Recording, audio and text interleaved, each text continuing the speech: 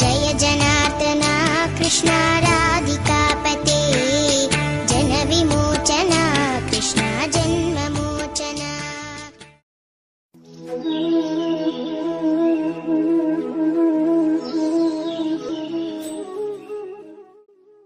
பகவான் வாமனனாக அவதாரம் செய்த அந்த காலத்தில் பலி சக்கரவர்த்தி பூமிக்கு வந்து நர்மதை ஆற்றின் வடக்கு கரையில் அஸ்வமேத யாகம் செய்து வந்தார்.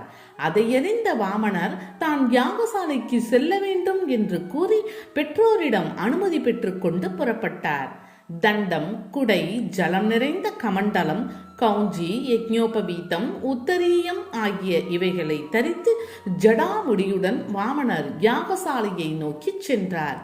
அழகான முகவெட்டும் குள்ளமான உருவமும் கண்களை கூசும் தேஜஸும் கொண்ட அவரை தூரத்தில் கண்ட எல்லோரும் மதிமயக்கம் கொண்டனர். அந்தன சிறுவன் தோற்றத்துடன் யாகசாலையை நோக்கி வருவது சூரியனோ அன்றி சந்திரனோ அல்லது அக்னியோ என்று எல்லோரும் ஆச்சரியப்பட்டனர். உடனே யாகசாலையில் இருந்த அனைவரும் எழுந்து சென்று அவரை எதிர்கொண்டு அழைத்தனர். அவருடைய வருகையை கண்டு பலி மிகவும் மகிழ்ச்சி அடைந்தார். அவரை வரவேற்று தக்க ஆசனம் வழங்கினார். பின்னர் முறைப்படி அர்க்கியம் முதலியவற்றை கொடுத்தார். வாமனரின் பாதங்களை கழுவி அத்தீர்த்தத்தை தன் தலையில் பக்தியுடன் தெளித்துக் கொண்டார். பிறகு முகமலர்ச்சியுடன் வாமனரை பார்த்து பலி சக்கரவர்த்தி பேசத் தொடங்கினார். தவசீலரே, உம்முடைய வரவு நல்வரவு ஆகுக. உமக்கு என்னுடைய வணக்கம். நீர் இங்கு வந்தமை கண்டு எல்லோரும் மகிழ்ச்சி அடைகின்றோம். உம்முடைய வரவால் எம்முடைய குலம் புனிதமடைந்தது. என்னிடம் தாங்கள் வேண்டுவது யாது? எது வேண்டுமானாலும் கேளுங்கள், தாராளமாக தருகின்றேன். தயங்காமல் கேளுங்கள். பசுக்களா, பொன்னா, பொருளா, வீடா, நற்குல மங்கையா, கிராமங்களா, எது வேண்டுமெனினும் கேளுங்கள் என்று பணிவுடன் கூறினார். அதற்கு வாமனர் பதில் கூறினார். புகழ்மிக்க குலத்தில் உதித்தவரே, பிரகலாதரின் பேரன் என்பதை காட்டிவிட்டாய். யாசிப்பவர்களுக்கு இல்லை என்று சொல்லாத பெருமை உங்கள் குலத்திற்கு உண்டு. உன் தந்தை வீரோசனன் அந்தன வேடம் தாங்கி வந்த தேவர்களுக்கு தம்முடைய ஆயுளை வணங்கினார். அப்படிப்பட்ட வள்ளல் குலத்தில் தோன்றிய உம்மிடம் நான் யாசிப்பது எல்லாம் என் காலடியால் அளக்கப்பட்ட 3 அடி நிலம் மட்டுமே. வேறொன்றும் எனக்கு தேவைப்படாது என்று கூறினார். வாமனரின் இந்த வார்த்தையை கேட்டு பலி சக்கரவர்த்தி பெரும் ஆச்சரியம் அடைந்தார். உடனே அவர் வாமனரை பார்த்து, அந்தன சிறுவரே, மிகப்பெரிய சக்கரவர்த்தி ஆகிய என்னிடம் மிகச்சிறிய தானத்தை வேண்டுகின்றீர். என்னிடம் வந்து யாசித்தவர் மற்றவரிடம் சென்று யாசிக்காத வண்ணம் பெரும் பொருள் வழங்குபவன் நான். அப்படி இருக்க தாங்களோ 3 அடி மண் மட்டுமே கேட்கின்றீர். அதுவும் தங்களின் காலால் அளந்து கொள்ளுதலே போதும் என்று கூறுகின்றீர். எனவே அருள் கூர்ந்து மறுபடியும் யாசித்து தங்கள் வாழ்நாள் முழுவதும் சுகமுடன் வாழ தேவையான பொருளை கேளுங்கள், அல்லது என் இஷ்டப்படி வழங்கும் பெரிய நிலப்பகுதியை பெற்றுக்கொள்ளுங்கள் என்று கூறினார். நடக்கப் போகும் செயல் யாது என்பதை அறியாமல் பலி சக்கரவர்த்தி பேசியதை கேட்டு வாமன வடிவம் தாங்கி வந்த பகவான் சிரித்தார். எனவே அவருடன் பக்குவமாக, அதே சமயம் சமத்காரமாகவும் பேசத் தொடங்கினார். சக்கரவர்த்தியே, உன்னுடைய வார்த்தைகள் என்னை பெரிதும் மகிழ்ச்சியில் ஆழ்த்துகின்றது. இருப்பினும் தேவைக்கு மேல் ஆசைப்படுபவன் முடிவில் துன்பத்தையே அடைவான். தேவைக்கு உரியதை பெற்று ஆசையின்றி வாழ்பவனே உண்மையான அந்தணன். நான் கேட்டதை மட்டும் அளந்து எடுத்துக்கொள்ள அனுமதி வழங்கினால் போதுமானது என்றார். அதற்கு மேல் ஒன்றும் பேசத் தோன்றாமல் பலியும் சரி என்று சம்மதித்து அவர் யாசித்ததை கொடுக்க தயாரானார். பின்னர் பலி சக்கரவர்த்தி வாமனரை வலம் வந்து வணங்கினார். சுவாமி, தாங்கள் இஷ்டப்பட்டதை தருகின்றேன், பெற்றுக்கொள்ளுங்கள் என்று கூறி தாரை வார்த்து கொடுக்கும் பொருட்டு நீர்க்கிண்டியை கையில் எடுத்தார். அப்பொழுது பலி சக்கரவர்த்திக்கு பக்கத்தில் அவருடைய குருவான சுக்கராச்சாரியார் இருந்தார். வாமனர் வந்தது முதல் நடந்தவற்றை எல்லாம் பார்த்து கொண்டும் கேட்டுக்கொண்டும் இருந்தார். வந்தவர் சாதாரணமானவர் அல்ல. ஸ்ரீமன் நாராயணனே வாமனராக வந்துள்ளார் என்பதை புரிந்து கொண்டார். அத்துடன் இனி நடக்கப் போவது என்ன என்பதும் அவர் அறிவிற்கு எட்டிவிட்டது. இனியும் தாமதித்தால் காரியம் கெட்டுவிடும் என்று உணர்ந்தார். குருவான தான் பலியை எச்சரிக்க வேண்டியது தன்னுடைய கடமை என்பதை உணர்ந்தார். எனவே நீர்கிண்டியை எடுத்து தாரை வார்க்க போகும் சமயத்தில் சுக்ராச்சாரியார் அவரை தடுத்தார். பலியே, இதோ வந்திருப்பவர் சிறிய உருவமுடைய வாமனன் அல்ல, பெரும் பராக்கிரமங்களை உடைய ஸ்ரீமன் நாராயணன். தேவர்களை உம்மிடமிருந்து காக்கும் பொருட்டு காசியவருக்கு மகனாய் அவதாரம் செய்திருக்கின்றார். தான் யாசித்து பெற்ற 3 காலடிகளால் 3 உலகங்களையும் அளந்து அதனை தேவர்களுக்கு உரிமையாக்கப் போகின்றார். உன்னுடைய பதவியையும் செல்வத்தையும் பிடுங்கி இந்திரனிடம் ஒப்புவிக்கப் போகின்றார். அது மட்டுமா, ஓரடியால் பூமியையும் மற்றொரடியால் சொர்க்கத்தையும் அளக்கப் போகும் அவருக்கு 3வது அடியாக எந்த உலகை காட்டுவாய்? 3வது அடிக்குரிய மண்ணை கொடுக்க முடியாது போகும் பொழுது உறுதி செய்தபடி கொடாதவனுக்கு கிடைக்கின்ற நரகமே உனக்கு கிடைக்கும். எனவே தானம் செய்வது என்பது தனக்கு மிஞ்சித்தான். தனக்கு துன்பம் நேரும் பொழுது தான் கொடுத்த வாக்குறுதியையும் மீறலாம் என்பது சாஸ்திரம். தன் உயிரை காப்பாற்றிக் கொள்ள ஒருவன் பொய்யையும் பேசலாம்.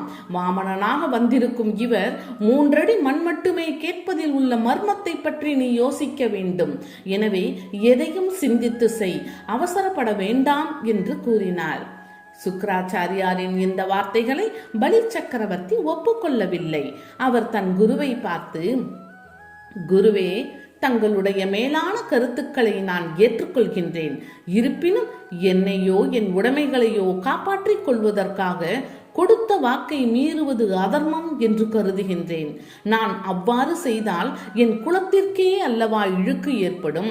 வந்திருப்பவர் மகாவிஷ்ணுவாகவே இருந்துவிட்டு போகட்டும், அதை பற்றி எனக்கு கவலை இல்லை. கொடுத்த வாக்குறுதியை காப்பாற்றுறதவன் இறந்தவனுக்கு சமம். எனக்கு அவர் நன்மையை செய்தாலும் சரி, தீமையை செய்தாலும் சரி, கொடுத்த வாக்கை காப்பாற்றவே போகின்றேன் என்று சொன்னார். இதை கேட்டு அவருடைய குருவான சுக்ராச்சாரியார் வெகுவாக கோபம் கொண்டார். நீ உன்னை பெரிய அறிஞன் என்று எண்ணிக்கொண்டு பேசுகின்றாய். என் வார்த்தையை மீறி நடக்க துணிந்து விட்டாய். இனி யாவற்றையும் இழப்பாய் என்று சாபமிட்டார். அதை சற்றும் லட்சியம் செய்யாத பலி சக்கரவர்த்தி தன்னுடைய பட்ட மகிழ்ச்சியை அழித்தார். வித்யாவளி என்ற பெயருடைய அவள் தன் கணவனின் அருகில் வந்து நின்றாள். இருவரும் ஒன்று சேர்ந்து மீண்டும் வாமனரின் காலை அலம்பி அந்த தீர்த்தத்தை தலையில் தெளித்துக் கொண்டனர். வானத்தில் வந்து நின்ற தேவர்கள், கந்தர்வர்கள், கிண்ணர்கள் இந்த பலி வந்திருப்பவன் தன்னுடைய எதிரி என்று தெரிந்திருந்தும் உலகையும் தாரை வார்க்க தயாராகிவிட்டான், இவன் மிகவும் உயர்ந்தவன் என்று கூறி துதித்தனர். மலர்களால் அர்ச்சனை செய்தனர், கானம் செய்தார்கள், தேவ துந்திபிகளை முழக்கினார்கள். பின்னர் பலி வாமனரின் கையில் தீர்த்தத்தை தாரை வார்த்தார். தானத்தை மனப்பூர்வமாக வழங்கினார். தேவர்கள் மீண்டும் மலர்மழை பொழிந்தனர். அடுத்த கணம் வாமனரின் குள்ள உருவம் மாறியது. அது விரைவாக வளரத் தொடங்கியது. மேலும் மேலும் வளர்ந்து ஆகாயத்தை சென்று எட்டியது. திரிவிக்ரமனாய் மாறிய பகவான் பூமிக்கும் ஆகாயத்திற்கும் விஸ்வரூபமாய் நின்றார். அவருடைய பிரம்மாண்டமான உருவத்தில் அண்ட சராசரங்கள் அடங்கி இருந்தன. பகவானின் உள்ளங்காலில் பாதாள லோகங்கள் இருந்தன. பாதங்களில் பூமி தென்பட்டது. கணைக்கால்களில் மலைகள் இருந்தன. முழங்கால்களில் பறவைகள் காணப்பட்டன. தொடைகளில் வாயுவின் கணத்தையும், ஆடைகளில் சந்தியா காலத்தையும், தொப்புளில் ஆகாயத்தையும், வயிற்றில் 7 சமுத்திரங்களையும், மார்பில் நட்சத்திரங்களையும், இதயத்தில் தர்மத்தையும், மனதில் சந்திரனையும், மார்பில் மகாலட்சுமியையும், கழுத்தில் 4 வேதங்களையும், கையில் இந்திரன் முதலிய தேவர்களையும், காதுகளில் திக்குகளையும், கேசங்களில் மேக கூட்டங்களையும், மூக்கில் வாயுவையும், இமைகளில் ராப்பகலையும் வைத்திருந்தார். அத்துடன் அவர் உடலில் செடி கொடிகளும் நதிகளும் கூட தென்பட்டன. அத்துடன் அவர் உடலில் தேவகணங்களும் பிரம்மதேவரும் மகிழ்ச்சிகளும் இருப்பதை எல்லோரும் கண்டனர். அசுரர்கள் துதிக்கத் தொடங்கினர். பலி சக்கரவர்த்தி தன்னை பகவானின் இடுப்பிலும் மற்ற அசுரர்களை தன் அருகிலும் கண்டார். அப்பொழுது பகவான் பூமியை தன் ஓரடியால் அளந்தார். மேலுலகத்தை தன் மற்றொரு அடியால் அளந்தார். தன்னுடைய பருத்த உடலால் வானத்தை அளாவினார். திக்குகளையும் அவர் உடல் வியாபித்து இருந்தது. இரண்டாவது அடியை வைக்க அவர் சென்ற முயன்ற போது அது சொர்க்கத்தையும் தாண்டி சென்றது. அத்துடன் நின்றபாடில்லை. அவருடைய திருப்பாதங்கள் மகரலோகம், ஜனலோகம், தபோலோகம் போன்றவற்றையும் தாண்டி சத்தியலோகத்தை அடைந்தது. அவருடைய திருப்பாதங்கள் சத்தியலோகத்தை அடைந்ததைக் கண்ட பிரம்மதேவர் அதன் அருகில் சென்றார். மரீசி முதலிய பிரஜாபதிகளும் சனந்தனர் முதலிய யோகிகளும் அருகில் வந்தனர். வேதங்கள், புராணங்கள், உபநிடதங்கள் போன்றவை பகவானை உபாசித்தன.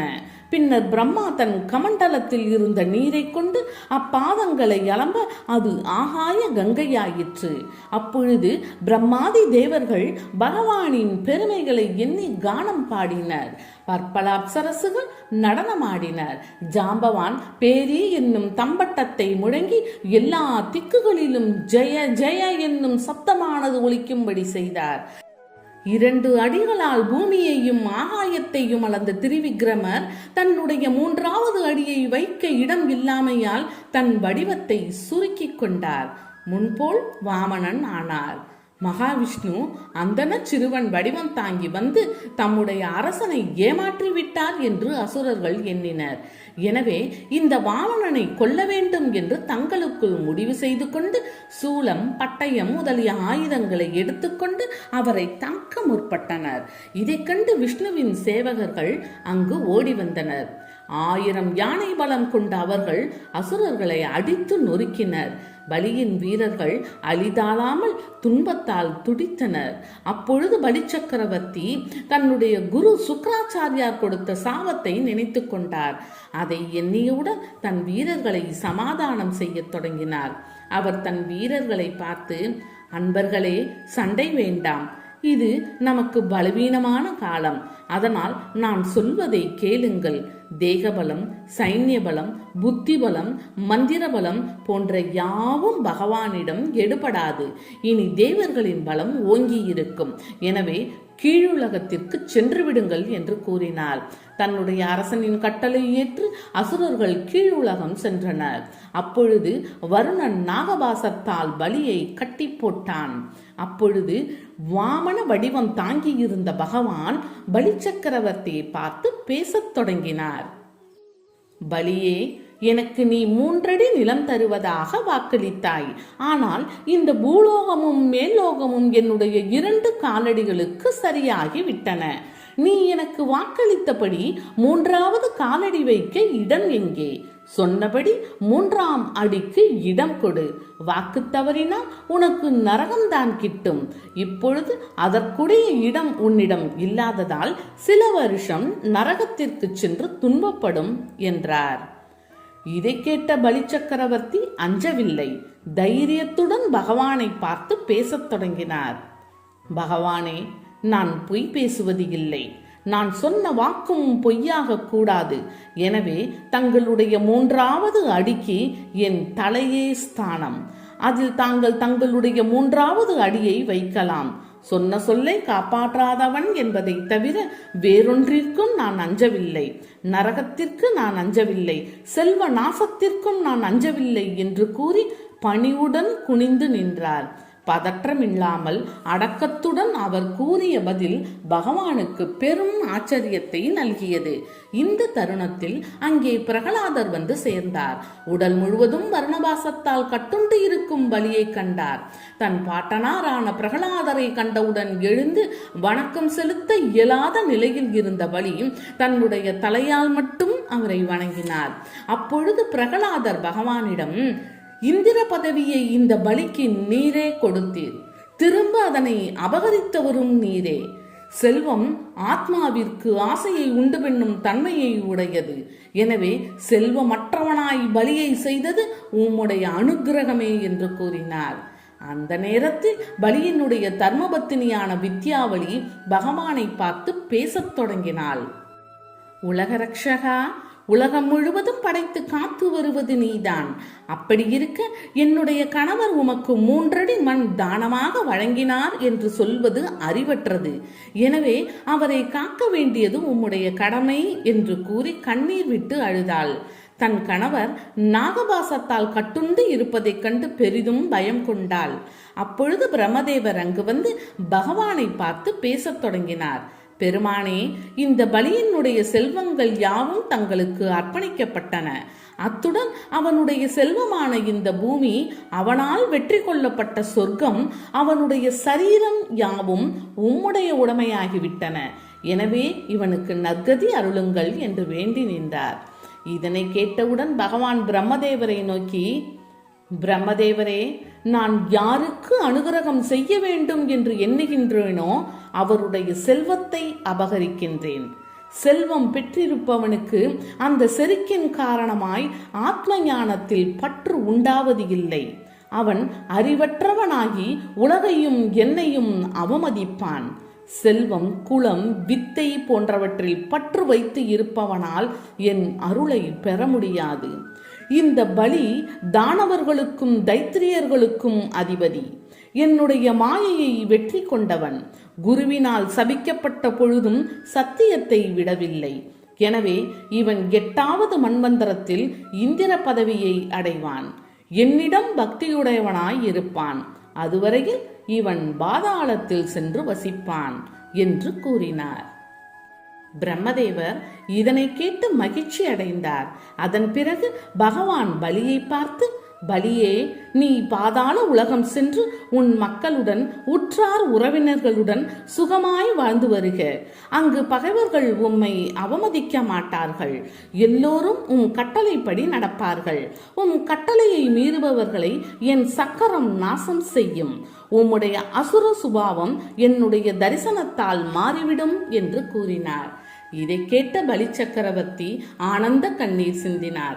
பகவானை பார்த்து, பெருமானே, நான் உம்மை ஒரு நாளும் வணங்கியது இல்லை. இருப்பினும் எனக்கு அனுகிரகம் செய்துள்ளீர். உமக்கு என்னுடைய வணக்கம் என்று சொல்லி பலவாறு துதித்தார். வருணன் தன் பாசத்தில் இருந்து பலியை விடுதலை செய்தான். பின்னர் பிரம்மதேவரையும் வாமனரையும் துதித்து தன் உறவினர்களோடும் பரிவாரங்களோடும் பாதாள உலகம் சென்றார். பகவான் பலியிடம் இருந்து மீட்ட இந்திர லோகத்தை இந்திரனிடம் ஒப்படைத்தார். அதன் மூலம் தன்னுடைய தாயான திதியின் எண்ணத்தை நிறைவேற்றினார். பலியிடமிருந்து இந்திரலோகத்தை மீட்டதால் உபேந்திரன் என்ற பெயரை பெற்றார். அதன் பிறகு பிரகலாதரும் பகவானை பலபடியாக பாராட்டி பேசிவிட்டு தன் பேரனுடன் பாதாள உலகம் சென்றார். பகவான் சுக்ராச்சாரியாரை நோக்கி, உம்முடைய சீடன் தொடங்கிய யாகம் என் வருகையால் இடையில் தடைபட நேர்ந்தது. எனவே அந்த யாகத்தை தொடர்ந்து நடத்தி முடித்து வையும் என்று கட்டளையிட்டார். சுக்ராச்சாரியாரும் பகவானை தொழுது வாழ்த்திவிட்டு யாகத்தை நடத்தி முடித்தார். இவை யாவும் நடந்த பிறகு காசியபர் திதியின் விருப்பத்திற்காக வாமனரை லோகாதிபதியாக பட்டாபிஷேகம் செய்து வைத்தார். பின்னர் மகேந்திரன் பிரம்மதேவரின் கட்டளைப்படி வாமனரை புஷ்ப விமானத்தில் ஏற்றிக்கொண்டு சொர்க்கத்திற்கு சென்றான். மூவுலகிற்கும் அதிபதியான பகவான் இந்திரனையே நியமித்தார். காசிபர், அதிதி போன்றோர் மகிழ்ந்தனர். தன்னுடைய அண்ணனான இந்திரனுடன் வாமனர் எல்லோராலும் தொழப்பட்டு சொர்க்கத்திலேயே மகிழ்வுடன் இருந்தார். இந்த திருவிக்கிரம அவதாரத்தின் கதையை கேட்பவர்களும் படிப்பவர்களும் தத்தம் பாவங்கள் நீங்க பெற்று சுத்தர்கள் ஆவார்கள். இக்கதையில் பலி தாரை வார்க்க முற்படும் பொழுது சுக்ராச்சாரியார் வண்டின் உருவம் கொண்டு நீர்க்கண்டியின் துளையை அடைத்துக் கொண்டார் என்றும், பகவான் ஒரு சிறிய தர்பை கொண்டு சுக்ராச்சாரியாரின் கண்ணை போக்கினார் என்றும் சில வரலாறுகள் தெரிவிக்கின்றன. அத்துடன் வாமனர் தன் திருப்பாதங்களை பலியின் தலைமேல் வைத்து அவரை பாதாள லோகத்திற்கு அனுப்பி வைத்தார் என்றும் தெரிவிக்கின்றன. ஆனால் மூல நூலில் அத்தகைய செய்திகள் இல்லை.